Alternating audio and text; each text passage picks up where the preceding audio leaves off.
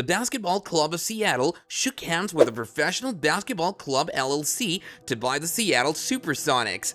Now, our beloved Sonics, along with the Seattle Storm, are feeling a bit out of place in Key Arena.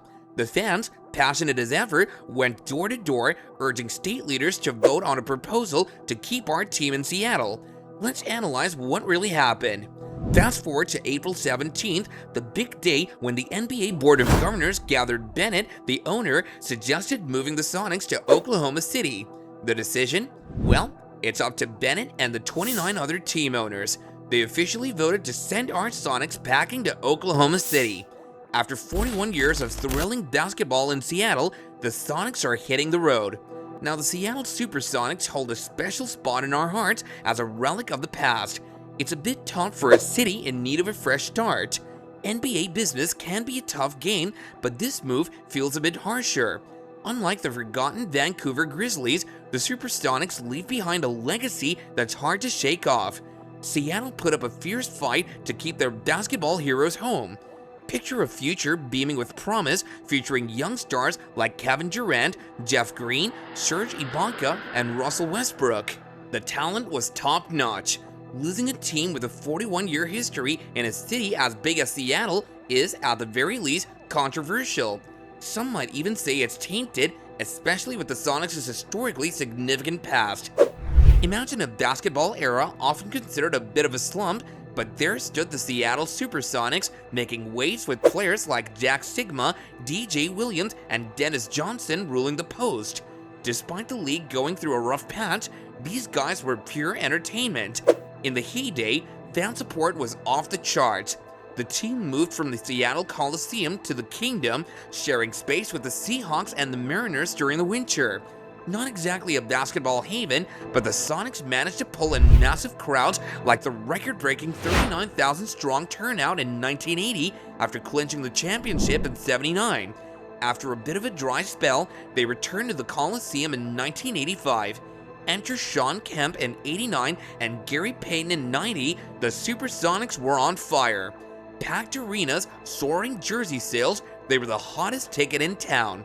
The Key Arena got a facelift in 1995, coinciding with a stellar 64-win finals run.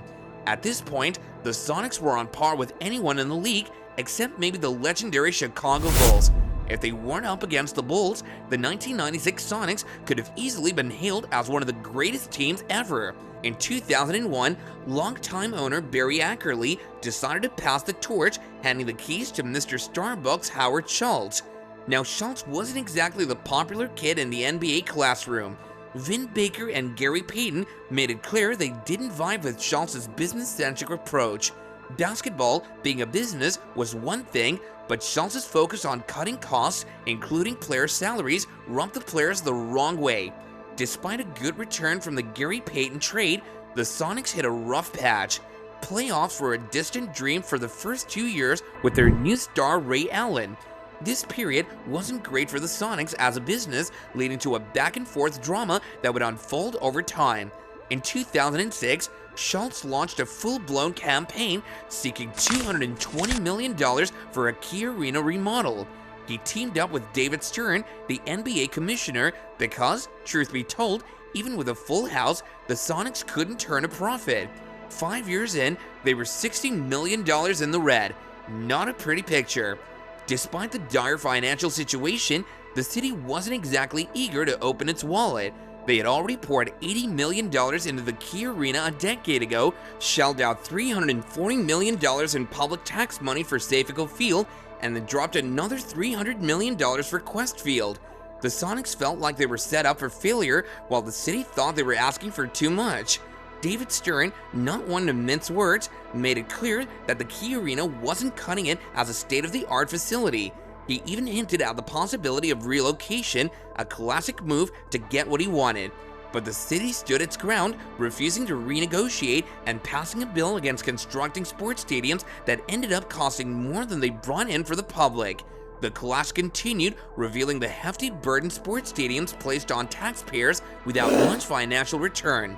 With a board of 9 people, the Schultz-led team was left scrambling for solutions.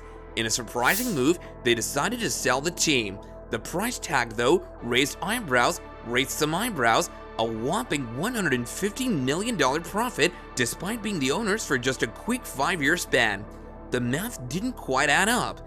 The team, valued at $334 million, showed a 9-figure price difference that seemed suspicious, especially for a franchise actively losing money and, let's be honest, not making friends with their own city owners. Something wasn't quite right in Sonic Land. The plot thickens when you consider that the person at the center of this transaction, a mutual friend of the Sonic's ownership, backed out. In their place, enter Clay Bennett, tasked with leading the sale. Now, Schultz insisted that the sale would somehow put Seattle in a better position to keep their team for the long haul, but what exactly Schultz had in mind with this deal remains a mystery to this day. What we do know for sure is that with a $350 million payday, it wasn't the most difficult goodbye for him. Meanwhile, Bennett made grand promises, committing to focus entirely on securing a new stadium for a whole year. However, his reassurances didn't exactly convince many. Before his involvement with the Sonics, Bennett, a former San Antonio Spurs minority owner, had already made some NBA moves. After using his wife's family fortune to buy into the league, he started building connections. Bennett played a role in bringing the New Orleans Hornets to Oklahoma City following the aftermath of Hurricane Katrina, which made playing in New Orleans impossible. The pieces of this puzzle seem to connect in more ways than one. Amidst all the confusion, the fate of the Sonics was hanging by a thread. Clay Bennett, tasked with keeping the team in Seattle, proposed a pricey stadium in an arena not favored by the city. Despite his obligations, it seemed like Bennett and his team weren't fully committed. Their actions, like letting go of key figures and drafting young players without promoting them, hinted at a different agenda. 5 months before the sale, Bennett expressed his keen interest in bringing a team to Oklahoma City. The team's ties to Seattle were loosening, and Bennett even filed for arbitration to free them from release obligations. With no construction in sight and a proposed $300 million renovation shot down, Bennett decided to move the Sonics to Oklahoma. Seattle fought back with rallies and chants, and the mayor launched a lawsuit. Emails revealed Bennett's determination to move the team. Former owner Howard Schultz also sued Bennett. However, with money on the table, the case settled for a $75 million buyout. The SuperSonics left Seattle without a court ruling, and the move to Oklahoma was finalized.